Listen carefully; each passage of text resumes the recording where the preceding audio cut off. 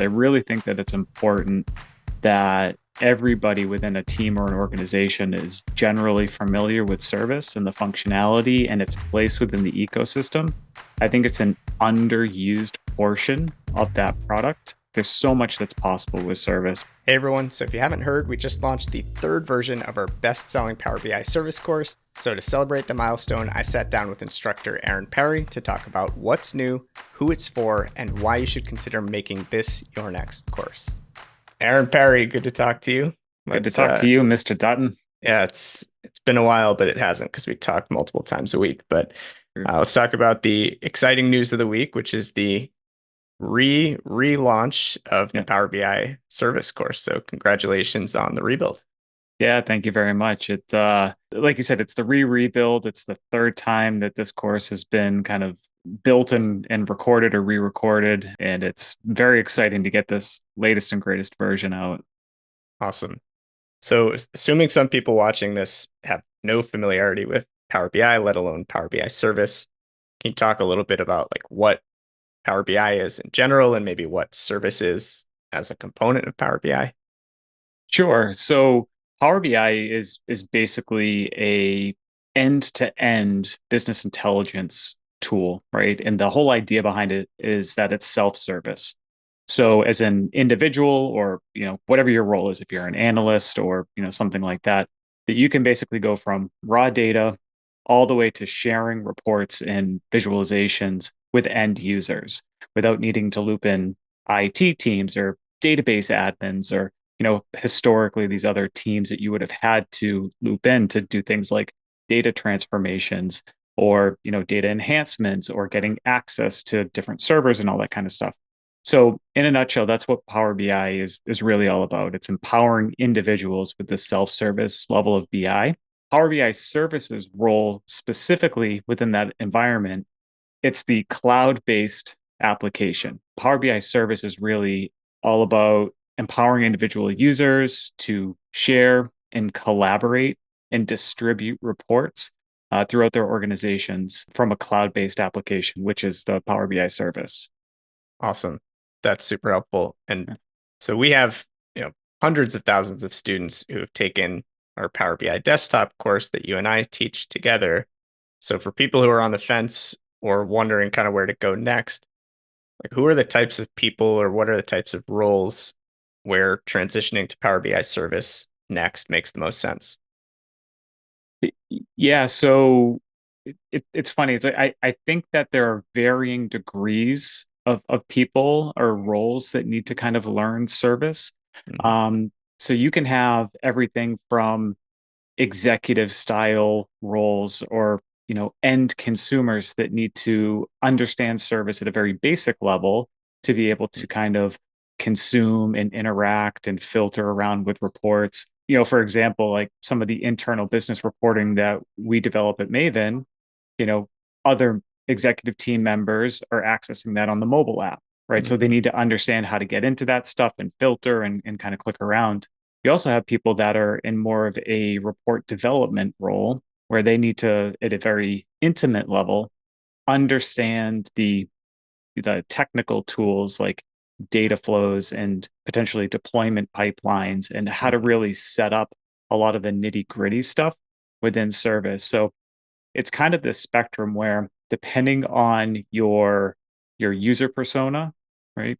And there's a lecture within the service course where we kind of talk about some of those different levels of user personas.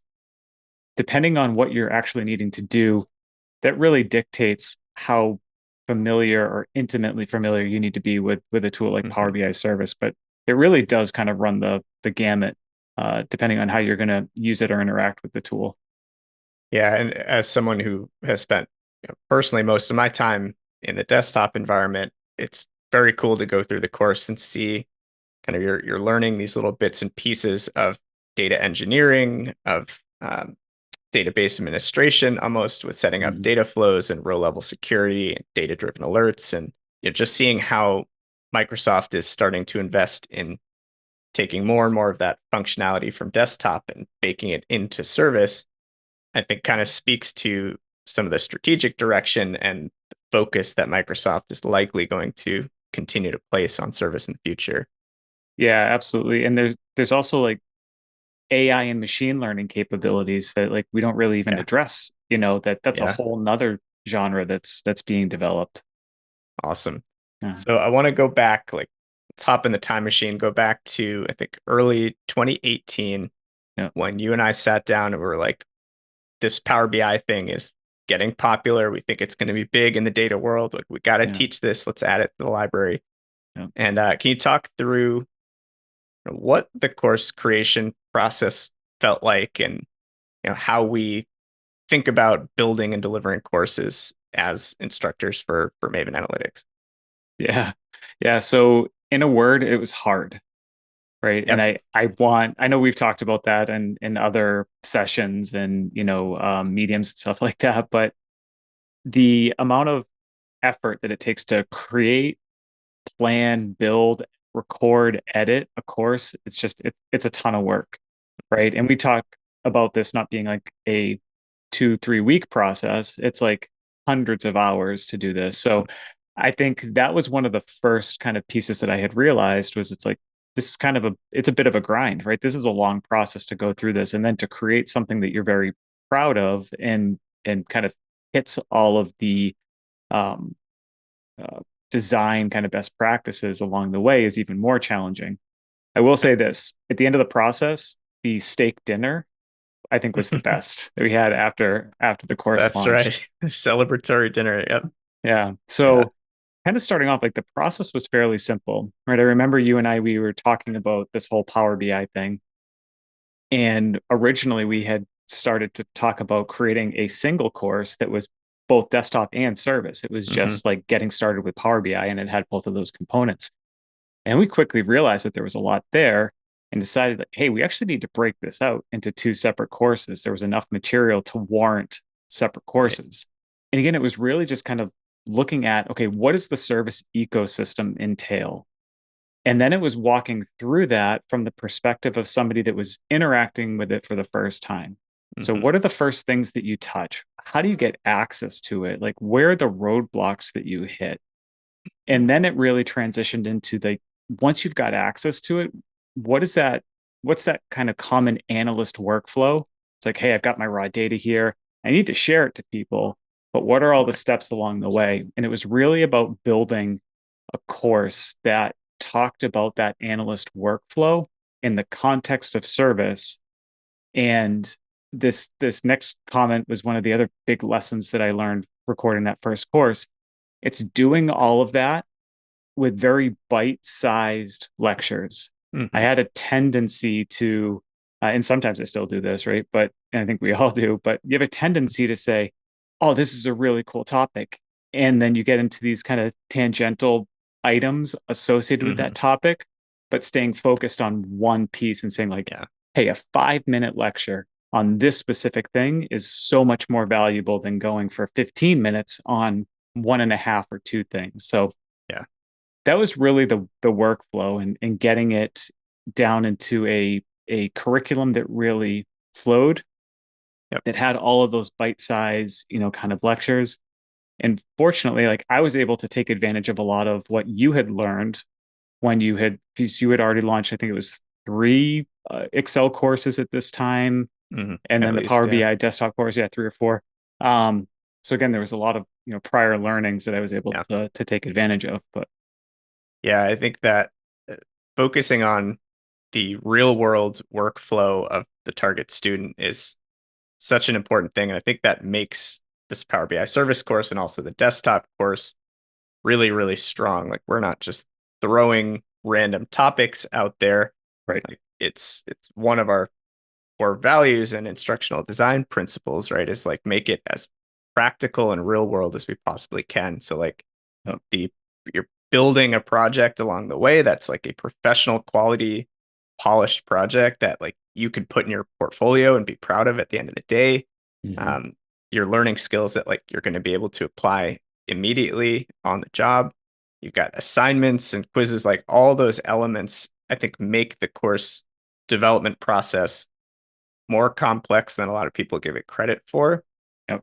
but they make the course experience that much more valuable at the end of the day. Like Yeah. I love when when we get comments from students being like, hey, like teach an R course, teach a Fabric course, teach a Python path, and they expect it like next week. And to Right. your point, like we're talking hundreds and hundreds of hours just because of the level of depth that goes into it and the quality bar that we set for ourselves and our brand. Yep. Um, so that's awesome. We talked about this being not the second, but the third full kind of ground up rebuild of this course, which, Yeah. we talk about how hard just like building a course uh, for the first time is. Like Yeah. having to tear it down and rebuild it for the second time is brutal, and having to do that again for the third time is a real test of your mental fortitude. So Yes. uh, I appreciate the effort that's gone into it. I know students appreciate that too. So let's talk about why the need for another rebuild. Just really just a 2 years since the last full rebuild. Like Yeah. what's changed?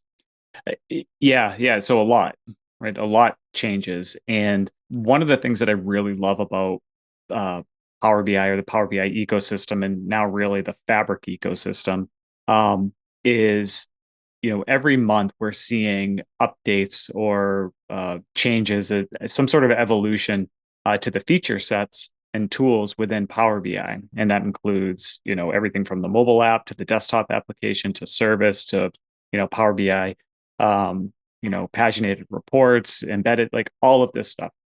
And from an end user perspective, it's absolutely amazing, right? Because the Power BI team, the Microsoft teams, they're they're staying up to date on the evolving and emerging technologies, and they're giving people exactly what they need to be at the leading edge of all of that stuff. I Mhm, really think it's one of the key reasons why Power BI as a tool set or as an ecosystem has always been a leader, or not always, but for the past 10 years has been a mhm. leader in that Gartner Magic Quadrant, right? So there's a lot that has changed and that continues to change. And it got to the point where it wasn't just like subtle UI changes where it's like, oh, hey, you need to go access, you know, the data connector from here. Mhm, Um, it was really the evolution of Fabric or the rollout of Fabric and then where Power BI fits into that ecosystem, mhm. how you actually connect to and get data into Power BI service. There were some kind of fundamental things that had changed within the tool that really required um, that kind of full rebuild. So there's really a lot there. Yes, I mean one of the interesting things when it comes to Power BI service, which is a blocker for a lot of people, is that you need a work or a school email address to use Power BI service, which isn't the case for desktop. Anyone can download Power BI desktop for free and start building and exploring all that capability. But as soon as you want to publish to the cloud and access all those service features, that's where you need that email address to either sign up for a plan or start a free trial. Yep. So I know we built something to help students get around that. You want to talk a little bit about that feature? Yeah, absolutely. And before the actual feature, like historically, that's been one of the biggest challenges with Power BI service. And I honestly think that that's one of the reasons why you don't see more adoption or people talking about it more widely, is because you do need either a work or a school account to sign up for a Power BI service account. Because of that, there had been over the past handful of years, there's been different workarounds for it where like, oh, hey, you can sign up for a developer account and then you can access Power BI through this like developer account, or you can sign up for a free enterprise trial through Microsoft. But that stuff it tends to be limited to specific geographies, just based on where, different services are available or not. So um, we identified that as an issue and worked with the team to basically create a way. We have our own organization that, as a Maven free student, as a free user, you can create a free account through Maven, and as part of that, you can sign up and get access to Power BI service by creating a an account through mavenbi.org. So basically, what that Awesome. does is it gives you free access for 60 days as part of the trial to all of the features within the service environment so you can honestly test it out and play around with it. And you don't need necessarily anything else besides like a Gmail or a Hotmail Outlook account, something like that.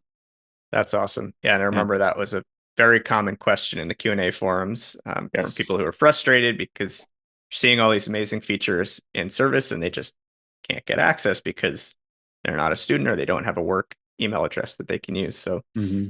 hopefully that helps remove that friction or that barrier and help get more people into the course.